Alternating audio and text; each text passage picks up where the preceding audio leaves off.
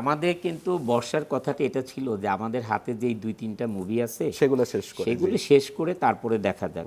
কারণ আমার ওরও কারণ আছে ওর মুভি ছেড়ে দেওয়া। আমাদের যে 2টা ছেলে জানেন, জি আমার বড় ছেলে এখন 8 পারা কোরআনে হাফেজ, ছোট ছেলেও কোরআন রিডিং খতম করেছে, দ্বিতীয়বার আবার মানে আরেকবার শেষ করার পরে তারপরে মুখস্থ শুরু করবে আর কি। যখন বর্ষা ফার্স্ট প্রেগনেন্ট হয় তখনই কিন্তু নিয়ত করি আমরা যে আমাদের বাচ্চাকে আমরা মুফতি বানাবো ইনশাল্লাহ। এবং ওরা ছোটবেলা যখন পড়াশোনা একটা পর্যায়ে মদিনাতে পড়াশোনা করবে, মানে ইসলামিক মাইন্ডে, তখন থেকে আমরা সিদ্ধান্ত নিই। ওরা আবার কি করে, যখন বাসায় আসে খাওয়া দাওয়া করে, টিচার আসে, টিচার যাওয়ার পরেই মাদ্রাসায় চলে যায়। আবার এশার নামাজের আজানের সময় যখন দেয় তখন বাসায় আসে। ওরা আমাদের চেয়ে বেশি বিধি, যেহেতু ওরা জেনারেল লাইন এবং ইসলামিক লাইনে পড়াশোনা করে।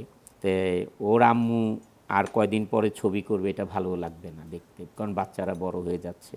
আমিও হয়তো চাবো না যে আমিও এখন আমার বাচ্চারা ইসলামিক পড়াশোনা করবে, আমরা ছবি করে বেড়াবো, এই জিনিসটা দেখতে ভালো লাগবে না।